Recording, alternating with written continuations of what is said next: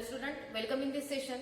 Today we are going to see the last question number 4 of exercise 6.3. आतापर्यंत आपले 3 question झालेले आहे. आज आपण क्वेश्चन नंबर 4 पाहणार आहे. तर आपला क्वेश्चन नंबर 4 आहे reduce each of the following differential to the variable separable form and hence solve. काय करायचं आहे? आपलं जे गिवन डिफरन्शियल इक्वेशन आहे ते पहिले व्हेरिएबल सेपरेबल फॉर्म मध्ये स्प्लिट करायचं आहे आणि नंतर सॉल्व्ह करायचं आहे. आता इथे व्हेरिएबल सेपरेबल फॉर्म मध्ये सॉल्व्ह करायचं आहे म्हणजे काय? तर आतापर्यंत आपण क्वेश्चन नंबर 3 मध्ये काय पाहिलेलं होतं की आपण x आणि y चे टर्म काय करत होतो, सेपरेट करत होतो त्याला सॉल्व्ह करून. पण कधी कधी सॉल्व्ह होत नव्हते तर त्याला आपण सिम्प्लिफाय करायचो आणि नंतर काय करायचो, सेपरेट करायचो. पण प्रत्येक वेळेस असं होईल असं नाही. समजा काही जर टर्म इझिली सेपरेट होत नसतील तर मग काय करायचं? तर मग तिथे जर ते इझिली सेपरेट होत नसतील तर तिथे मेथड यूज करायची, मेथड ऑफ सबस्टिट्यूशन. आणि ती सबस्टिट्यूशन मेथड यूज केल्यानंतर व्हेरिएबल काय करायचे, सेपरेट करायचे आणि नंतर काय करायचं, त्याला सॉल्व्ह करायचं. हीच मेथड आपल्याला या क्वेश्चन नंबर 4 मध्ये बघायचं आहे. आता याच्यामध्ये जसा पहिला क्वेश्चन दिलाय बघा, काय दिलाय की dy by dx is equal to cos of x plus y. आता cos हे फंक्शन कशाचं आहे, x plus y चं. मग आता cos जर x plus y चं फंक्शन आहे तर आपल्याला इथं x आणि y ची टर्म इझिली सेपरेट करता येतील का? नाही. मग अशा वेळेस आपण काय करणार, सबस्टिट्यूशन मेथड यूज करणार. मग सबस्टिट्यूशन मेथड यूज करायची तर काय करायचं, जे हे cos चं फंक्शन आहे x plus y चं ते या x plus y ला एक व्हेरिएबल म्हणून सबस्टिट्यूट करायचं की substitute x plus y is equal to u घेतला आपण. आणि नंतर काय करायचं, हे जे dy by dx आहे याची व्हॅल्यू काढायची आहे आणि ते पुट करायची आहे आणि नंतर व्हेरिएबल आपल्याला सेपरेट करायचे, सॉल्व्ह करायचे. तर आपण क्वेश्चन बघूया. वेगळं काहीच नाही, फक्त लक्षात ठेवताना एवढं बघायचं आहे की व्हेरिएबल इझिली सेपरेट होतात की नाही. जर व्हेरिएबल सेपरेट होत नसतील त्याच वेळेस आपण ही मेथड अप्लाय करतो, अदरवाइज सिम्प्लिफाय करून पहिले व्हेरिएबल सेपरेबल करून घ्यायचे. ओके, बघा काय दिलंय तुम्हाला पहिल्या क्वेश्चन मध्ये. आता क्वेश्चन दिलेला आहे, गिवन डिफरन्शियल इक्वेशन आहे की dy by dx is equal to cos of x plus y. Okay, त्याला मी लिहिते नंबर 1. आता इथे cos हे फंक्शन कशाचं आहे, x plus y चं. So put x plus y is equal to u घेतला. माझे x plus y साठी u सबस्टिट्यूट करून राहिले. व्हॅल्यू कशाची पाहिजे आपल्याला, dy by dx ची. म्हणून याला काय करायचं, डिफरन्शिएट करायचं विथ रिस्पेक्ट टू x. मग आता विथ रिस्पेक्ट टू x जर डिफरन्शिएट केलं तर x चा डेरिव्हेटिव्ह काय येणार, 1 प्लस y ला डिफरन्शिएट केलं त्याचं डेरिव्हेटिव्ह येतं dy by dx आणि इक्वल टू u ला डिफरन्शिएट केल्यानंतर येणार इथं du by dx. एम काय आहे, dy by dx ची व्हॅल्यू काढायची आहे. मग काय येणार dy by dx ची value, dy by dx is equal to du by dx हा +1 इकडे शिफ्ट करा -1 आली व्हॅल्यू. आणि ही व्हॅल्यू काय करायची आपल्याला, इक्वेशन 1 मध्ये पुट करायची. देन इक्वेशन 1 बिकम्स, काय बनेल आपलं इक्वेशन 1, dy by dx आहे. काय dy by dx ची value, du by dx -1 is equal to काय आहे, cos x plus y आहे. x plus y ची व्हॅल्यू आपण काय पुट केली, u म्हणजे cos आले. मग आता इथे du by dx -1 आहे is equal to cos u आहे. हा -1 आपण या साईडला शिफ्ट करू म्हणजे काय येणार की du by dx is equal to minus u तिकडे शिफ्ट केला तर तिथे प्लस u म्हणजे 1 प्लस cos u. आता टर्म सेपरेट जर केल्या तर काय होती, व्हेरिएबल सेपरेट होतात. du is equal to cross multiplication केलं तर आहे ते dx आणि हा जो 1 प्लस cos u आहे याला खाली आणा डिनॉमिनेटर मध्ये म्हणजे du upon 1 plus cos u is equal to dx. झाले व्हेरिएबल सेपरेट. आता व्हेरिएबल सेपरेट झाल्यानंतर काय करायचं, इंटिग्रेट करायचं.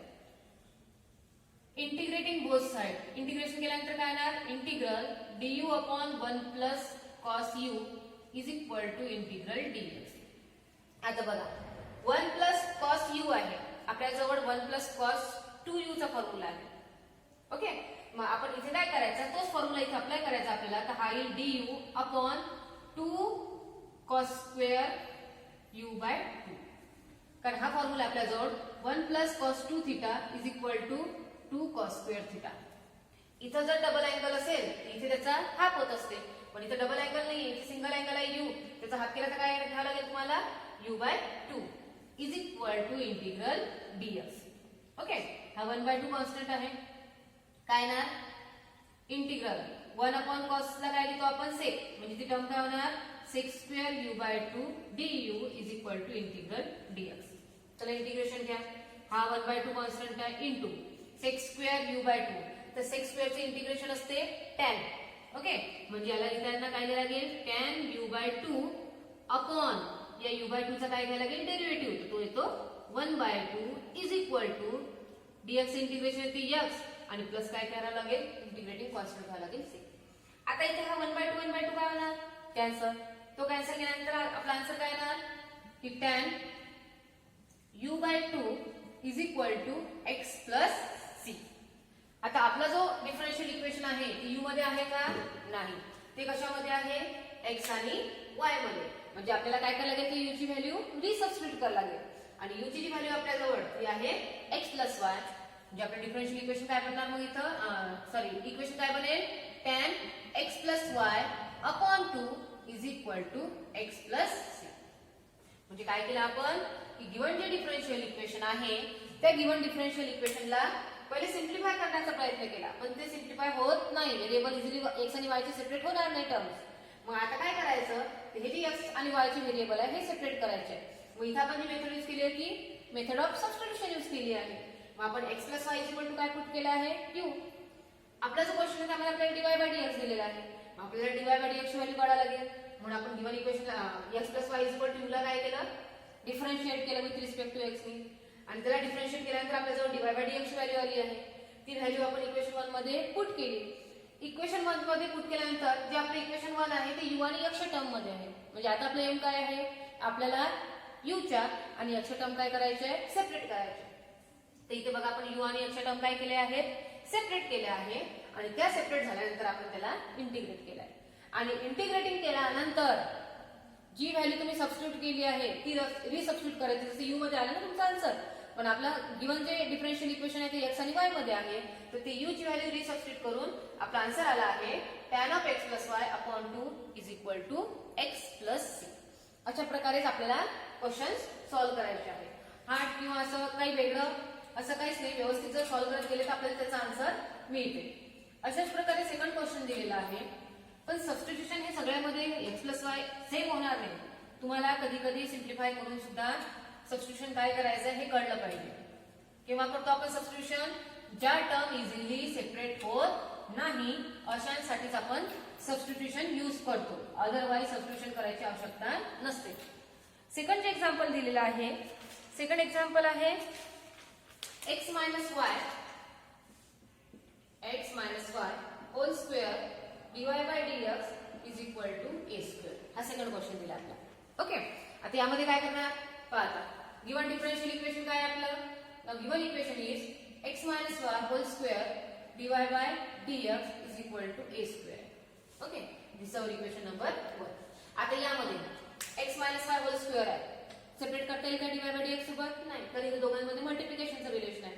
मग काय करणार आपण की हा जो x मायनस वाय आहे पुट करू, put x minus y is equal to u. Now differentiate with respect to x. Differentiate केल्यानंतर काय येणार, 1 minus dy/dx is equal to इथे येणार du/dx. काय करायचं आहे, dy/dx व्हॅल्यू काढायची आहे ना. या dy/dx ला तिकडे शिफ्ट करा. काय येणार मग 1 minus du/dx is equal to dy/dx. आली व्हॅल्यू. आता ही व्हॅल्यू कशामध्ये पुट करायची, इक्वेशन 1 मध्ये. देन इक्वेशन 1 बिकम्स काय होईल आपलं इक्वेशन 1, x मायनस वाय. काय x मायनस वाय ची व्हॅल्यू u, म्हणजे ती काय होणार u स्क्वेअर. dy/dx ची व्हॅल्यू काय काढली आपण, ब्रॅकेट मध्ये लिहावं लागेल आपल्याला 1 मायनस du/dx आणि is equal to a square. हा एक कॉन्स्टंट आहे. ओके, आता इथे बघा, जर u स्क्वेअर न मल्टिप्लाय केलं तिथे u स्क्वेअर ची टर्म येईल, ही u स्क्वेअर येईल. त्यापेक्षा 1 मायनस du/dx प्लस 2 हा जो u स्क्वेअर मल्टिप्लाय आहे या पूर्ण ब्रॅकेटला मल्टिप्लाय न करता या u स्क्वेअर नी इकडे डिवाइड करू. म्हणजे काय होईल आपलं इक्वेशन की 1 minus du/dx is equal to a square upon u square. Okay, मग आता बघा आपल्याला du/dx ची व्हॅल्यू काढायची आहे. हा 1 या टर्मला या साईडला शिफ्ट करा, minus a square upon u square is equal to du upon dx. Term shift केल्या फक्त या साईडच्या त्या साईडला. याला जर सिम्प्लिफाय केलं, एलसीएम तिथे आपला u स्क्वेअर, इथे लिहिता येते u square minus a square is equal to du/dx. चला क्रॉस मल्टिप्लिकेशन करा, कारण पूर्ण टर्म u चे आहेत त्याला या साईडला ना, dx इकडे करा. dx इज इक्वल टू काय होईल याला लिहिता येते you square upon u square minus a square into t. ठीक आहे, एक्सच्या टर्म सेपरेट झाल्या, यूच्या टर्म सेपरेट झाल्या. आता काय करायचं आपल्याला? इंटिग्रेटिंग. इंटिग्रेटिंग केल्यानंतर काय येणार? Integral dx is equal to integral u square upon u square minus a square t. आता मेथड कुठली यूज करायची? तर जनरली आपण आतापर्यंत काय केलं, जर अशा फॉर्म मध्ये असेल integral f dash of x upon f of x dx is equal to आपण याला लिहितो असतो log of mod of f of x plus c. हा फॉर्म्युला अप्लाय करतो. पण इथे बघा u square minus a square आहे, यू स्क्वेअरचा रिलेटिव्ह काय आहे? ट्वाइस एक्स दिलेला आहे का इथे? नाही, म्हणजे ही मेथड यूज होणार नाही. मग अशा वेळेस काय करावं लागेल? हा जो डिनॉमिनेटर आहे या डिनॉमिनेटरच्या फॉर्म मध्ये न्यूमरेटर मध्ये आपल्याला ऍडजस्टमेंट करायची. ती कशी? पहा, integral dx is equal to integral काय येणार आहे? डिनॉमिनेटर मध्ये u square minus a square आहे ना, तर u square minus a square घेतला, त्या मायनस ए स्क्वेअरला कॅन्सल करायसाठी लगेच plus a square upon u square minus a square. ठीक आहे, म्हणजे आपण ए स्क्वेअरची काय केली तर ऍडजस्टमेंट केली इंटू डी. आता हा जो u square minus a square आहे, टर्म सेपरेट करा, डिनॉमिनेटर सेपरेट करा. डिनॉमिनेटर जर सेपरेट केला तर काय येणार? Integral dx is equal to integral u square minus a square upon u square minus a square, तर ते 1 येईल. म्हणजे इंटिग्रल 1 प्लस काय येणार आहे? A square upon u square minus a square into t. ठीक आहे, आपण इंटिग्रल सेपरेट करू. Integral dx is equal to integral du plus a square constant आहे, integral du upon u square minus a square. आता इथे हे जे आहे डीएक्स इंटिग्रेशन इथे निघून जाईल. एक्स इज इक्वल टू हे ते u plus a square constant आहे. आता जसं आपण integral dx upon x square minus a स्क्वेअरचा जो फॉर्म्युला आहे आपल्याजवळ 1 upon 2a log of x minus a upon x plus a, तोच फॉर्म्युला आपल्याला इथे अप्लाय करायचा आहे. तर फॉर्म्युला कोणता आपला? की integral dx upon x square minus a square, त्याला लिहित असतो आपण 1 upon 2a log of mod of x minus a upon x plus a plus integrating constant c. हाच फॉर्म्युला आपल्याला इथे अप्लाय करायचा आहे. फक्त इथे अक्षरासाठी काय घ्यायला लागेल आपल्याला? यू घ्यायला लागेल. म्हणजे काय येईल? इंटू 1 अपॉन twice a log of mod of u minus a upon u plus a plus integrating constant c. Okay, हा फॉर्म्युला इथे आपण अप्लाय केलेला आहे. आता इथे काय होईल? हा एक कॅन्सल होते. X is equal to u plus a upon 2, एक ए कॅन्सल झाला इथे. लॉग ऑफ मॉड ऑफ काय करायला लागेल? यू ची व्हॅल्यू आहे ती यू ची व्हॅल्यू आपल्याला रिसबस्टिट्यूट करायची आहे. काय यू ची व्हॅल्यू? X minus 1. ती रिसबस्टिट्यूट केली तर काय येणार आहे? एक्स इथे यू ठेवला ना आपण, नेक्स्ट स्टेप मध्ये करू आपण u minus a upon u plus a plus c. Okay, आता आपल्याला रिसबस्टिट्यूट करायची व्हॅल्यू. तर x is equal to u ची व्हॅल्यू ठेवा x minus y plus a by 2 log of mod of u x minus y minus a आणि इथे येणार आहे x minus y plus a plus integrating constant c. काय होईल? हा x x काय होतो? कॅन्सल. एक्स एक्स जर कॅन्सल झाला, हा मायनस वाय आहे, हे मायनस वायला या साईडला y is equal to a by 2 log of mod of x minus y minus a upon x minus y plus a plus integrating constant c. म्हणजे अशा फॉर्म मध्ये आपल्याला काय होते? सॉल्व्ह करायचं. वेगळं काही नाही, कठीण काही नाही. व्यवस्थित स्टेप माहित असल्या स्टेप वाईज जर तुम्ही सॉल्व्ह करत गेले तर तुम्हाला इझिली त्याचा आन्सर काढता येईल. ठीक आहे, आन्सर न पाहता काढून पहा. आणि जर अडचण आली तेव्हाच बघा, मनानं जर सॉल्व्ह करता येत असेल तर पहिले मनानं सॉल्व्ह करून पहा. जिथं डिफिकल्टी आली तिथे व्हिडिओ पहा. ठीक आहे, हा झाला आपला क्वेश्चन नंबर 2.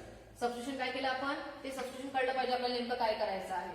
त्यानंतर आपल्याला डीवाय बाय डीएक्स ची व्हॅल्यू काढायची आहे, ती काढली आपण डीवाय बाय डीएक्स ची व्हॅल्यू. ती काढल्यानंतर इक्वेशन 1 मध्ये पुट केली. ते पुट केल्यानंतर व्हेरिएबल सेपरेट केले झाले, आणि सेपरेट झाल्यानंतर आपण काय केलं? इंटिग्रेट केलं.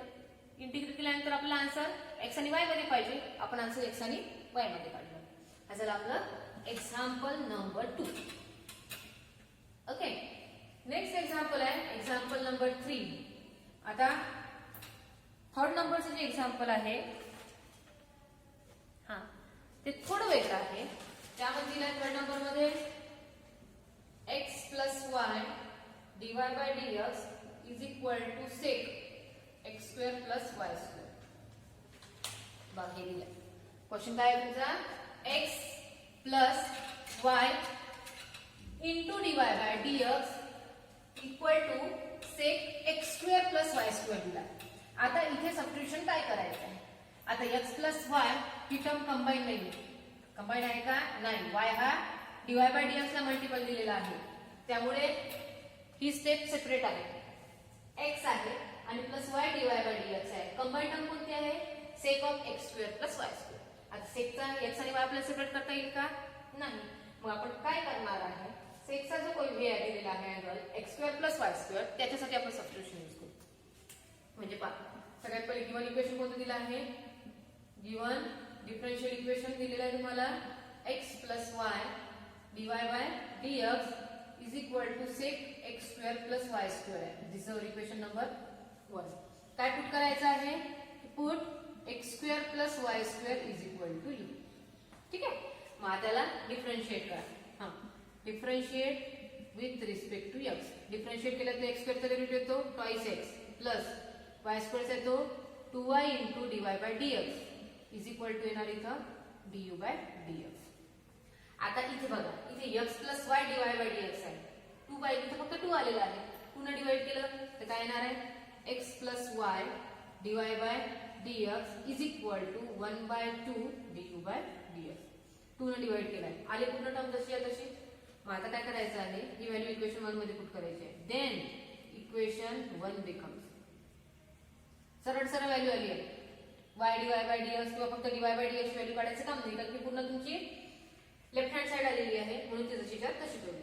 आता इक्वेशन 1 काय बनणार x plus y dy by dx याची व्हॅल्यू आली आपल्याजवळ 1 by 2 du by dx is equal to sec x square plus y square ची व्हॅल्यू dy.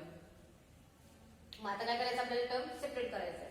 हा काय येणार हे du upon sec u is equal to twice dx. 1 upon sec आहे 1 upon सेक ला लिहिता येते cos म्हणजे ते येणार आहे cos u du is equal to twice dx. नाव इंटिग्रेटिंग इंटिग्रेट केल्यानंतर काय येणार आहे की integral cos u du is equal to integral twice dx. Okay cos u चे इंटिग्रेशन आहे सरळ सरळ sin u.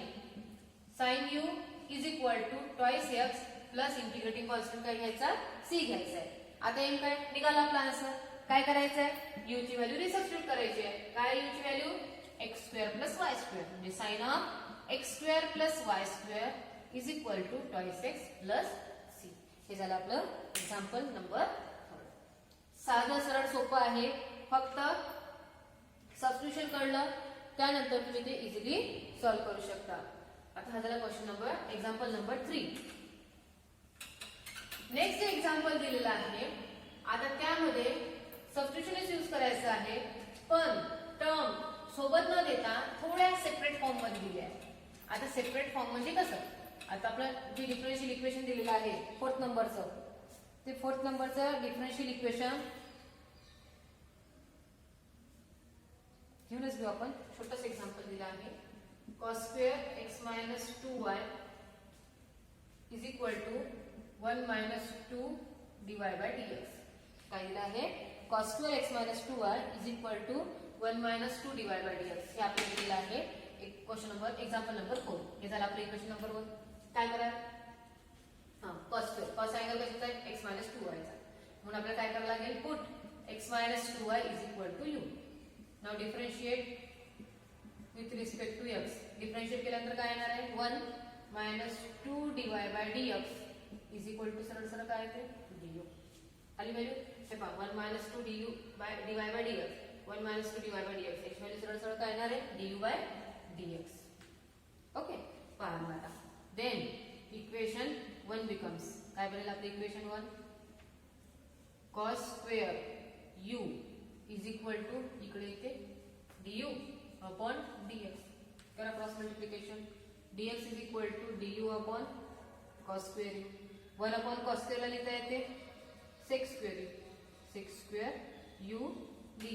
झालं x आणि y च्या x आणि u च्या टर्म सेपरेट. काय करायचं आहे इंटिग्रेटिंग. इंटिग्रल केलं तर काय होते integral dx is equal to integral sec square u d. हा याचं इंटिग्रल आहे ते x is equal to sec square u चे इंटिग्रेशन येते tan u plus integrating constant c. U ची व्हॅल्यू नाही सबस्टिट्यूट करा, काय येणार आहे x is equal to tan of x minus 2y plus integrating constant c. अशा प्रकारे हे झालं आहे एक्झाम्पल नंबर 4 सॉल्व्ह झालं. आणि या क्वेश्चन मधला जे लास्ट एक्झाम्पल आहे 5th नंबरचं ते बघू.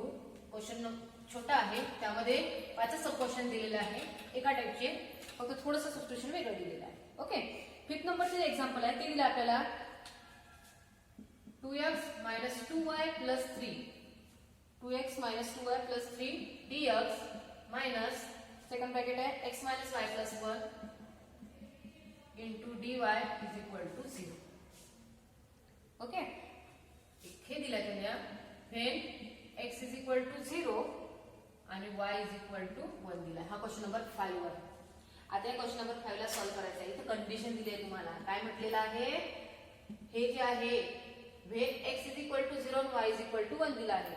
मग ह्या जी इनिशियल कंडिशन दिली आहे, ही इनिशियल कंडिशन केव्हा देतात, जेव्हा आपल्यामध्ये इंटिग्रेटिंग कॉन्स्टंट आहे त्या इंटिग्रेटिंग कॉन्स्टंटची व्हॅल्यू आपल्याला फाइंड करता येते. ठीक आहे, आता हे जे इक्वेशन दिलं आपण सरळ सरळ देऊ. हे आपलं एक्झाम्पल हे इक्वेशन नंबर 1 आहे. ह्या इनिशियल कंडिशन आपण नंतर यूज करू. आता इथे याला असं न करता याला सिम्प्लिफाय करू आपण. म्हणजे हे dy बाय dx च्या फॉर्म मध्ये दिलाय का, नाही, आपण त्याला dy बाय dx च्या फॉर्म मध्ये आणू. लिहू पहिला लिहिताना काय लिहिता येईल, 2x minus 2y plus 3 into dx is equal to x minus y plus 1 into dy. काय होईल, dy बाय dx पाहिजे, गेल्या याच्या खाली आणा. म्हणजे 2 याच्यामध्ये जर 2 कॉमन काढला तर ब्रॅकेट मध्ये काय येते x minus y plus 3. बरं, आपण पहिले तसं लिहू. काय येणार आहे 2x minus 2y plus 3 upon इथे येते x minus y plus 1 is equal to इकडे dy आहे अपॉन dx. पहा क्रॉस मल्टिप्लिकेशन करून तेच येते. आता दोघांमध्ये कॉमन फॅक्टर आहे का, इथे x minus y आहे, इथे आहे का, नाही, पण येते, येऊ शकते ना. मग इथे काय करायचं आपल्याला 2 in bracket x minus y plus 3 upon x minus y plus 1 is equal to dy by dx. गेला तिथे इक्वेशन नंबर 4. काय करायला लागेल, या हा जो आहे x minus y is equal to put करू आपण u. Now differentiate with respect to x जर केलं तर काय येईल value 1 minus dy by dx is equal to du by dx. आणि dy बाय dx व्हॅल्यू काय येणार इथं की dy by dx is equal to हे टर्म तिकडे नाही इकडे आला 1 minus du बाय dx. ही व्हॅल्यू आपल्याला कशामध्ये ठेवायची, इक्वेशन नंबर 1 मध्ये. मग इक्वेशन नंबर 1 मध्ये ठेवली तर काय येते, देन 1 बिकम्स ठेवा हे काय ना इथं 2u plus 3 upon u plus 1 is equal to 1 minus du by dx. Okay, आता इथे हा 2u plus 3 upon u plus 1 आहे, या प्लस 1 ला इकडे आलं तर -1 is equal to minus du upon dx. याला पहिले सॉल्व्ह करू आपण की 2u plus 3 minus 1 याला मल्टिप्लाय केलं तर -u minus 1 अपॉन काय येतं u plus 1 is equal to minus du upon dx. Solve करा 2u minus u 3 minus 1 plus 2 upon u plus 1 is equal to minus du upon dx. आता इथे cross multiplication करायचंय. हा dx इकडे आला is equal to, तर मी हा dx न घेता हा मायनस dx येते. ओके, आणि याला इकडे न्या, हा u plus 1 इकडे जाईल upon u plus 2 into du. आली टर्म, म्हणजे x च्या टर्म आणि u च्या टर्म काय झाल्यात आपल्या सेपरेट झालेल्या आहेत. मग आता ह्या टर्म सेपरेट झाल्यानंतर काय करायचं, आता याला सॉल्व्ह करायचं ना आपल्याला. मग सॉल्व्ह करायचं असेल तर मायनस साईनचा कधी कधी तुम्ही प्रॉब्लेम करता. आता प्रॉब्लेम काय होते, हे मायनस साईन इकडे दिलं का किंवा इकडे दिलं का, म्हणजे कॉन्स्टंट येईल. साईन चेंज केल्यानंतर कॉन्स्टंट साईन कोणते चेंज केलं तर आपण कॉन्स्टंट ठेवतो, ते साईन आपण चेंज झालं तरी ठेवत नाही. ओके, टर्म सेपरेट झाल्या. आता करायला इंटिग्रेटिंग, तर integral minus dx is equal to integral u plus 1 upon u plus 2 into du. काय करावं लागेल, इथे u plus 2 आहे, इथे u plus 1 आहे, तर इथं प्लस 2 आहे, तर आपल्याला वरती u plus 2 ची ऍडजस्टमेंट करायची. प्लस 2 पाहिजे ना, u plus 2 ची नाही करायची. u तर दिलेला आहे, इथं प्लस 1 आहे, फक्त आपल्याला प्लस 2 पाहिजे. मग प्लस 2 साठी इथं काय करायला लागेल, 1 ऍडजस्ट करायला लागेल आपल्याला, प्लस 1 आणि मायनस 1. म्हणजे काय येईल, minus integral dx is equal to integral u plus 2 minus 1 upon u plus 2 du. आणि पहा ना 2 मायनस 1 1 आला. सेपरेट करा टर्म. काय येणार minus integral dx is equal to हे येणार इंटिग्रल ब्रॅकेट मध्ये लिहिलं 1 minus du upon 1 upon u plus 2 into du. ठीक आहे. सेपरेट जर केलं तर u plus 2 upon u plus 2 काय होत आहे cancel. Minus 1 upon u plus 2 आहे इंटू du. इंटिग्रल सेपरेट करा. Minus integral dx is equal to integral du minus integral du upon u plus 2. Okay. हे येते minus x is equal to u minus याचे integration येते log of mod of u plus 2 आणि plus ह्याचं integrating constant c. आला answer. आता काय करायचं आपल्याला u ची व्हॅल्यू रिसबस्टिट्यूट करायची आहे. काय u ची व्हॅल्यू आपल्याजवळ x minus y minus x is equal to x minus y minus log of mod of x minus y plus 2 आणि प्लस इंटिग्रेटिंग कॉन्स्टंट c. हा x मायनस y ला इकडे आणा. काही minus x plus y is equal to minus हा minus log या side आणा. काय होईल plus log of mod of x minus y plus 2 is equal to हा c राहील. ठीक आहे. हे येते minus 2x plus y plus log of x minus y plus 2 is equal to c. याला देते मी इक्वेशन नंबर 2. आता आपल्याला आपला एक बाउंड्री कंडिशन दिली आहे. काय दिली आहे boundary condition x is equal to 0 आहे for x is equal to 0 आणि y is equal to 1. Okay. Put करा. देन इक्वेशन 2 बिकम्स काय इक्वेशन 2 मध्ये व्हॅल्यू पुट केली तर minus 2 into 0 0 plus 1 plus log of 0 minus 1 plus 2 is equal to c. आता इथं 2 minus 1 म्हणजे 1 येते आणि लॉग 1 ची व्हॅल्यू काय असते 0 म्हणजे 1 is equal to c. c ची व्हॅल्यू किती आली 1. c ची व्हॅल्यू इक्वेशन 2 मध्ये पुट करून द्या. देन 2 बिकम्स काय येणार minus 2x plus y plus log of x minus y plus 2 is equal to हे झालं तुमचं रिक्वायर्ड इक्वेशन. म्हणजे अशा प्रकारे क्वेश्चन नंबर 4 मधले हे 5 सब क्वेश्चन आले आहे. फक्त 5व्या मध्येच आपल्याला काय दिल्या होत्या काही बाउंड्री कंडिशन दिल्या आहेत. त्या बाउंड्री कंडिशनचा आपण इथे यूज केलेला आहे. चेंजेस काही नाही आहे. व्यवस्थित एक्झाम्पल समजलं काय विचारलं काय नाही विचारलं ते जर कळलं तर तुम्ही कुठल्याही प्रकारचे एक्झाम्पल सहज सोप्या पद्धतीने सॉल्व्ह करू शकता. ठीक आहे. इथे आपली एक्सरसाइज 6.3 संपली. नेक्स्ट लेक्चर मध्ये आपण नवीन टॉपिक बघूया. ठीक आहे. थँक्यू.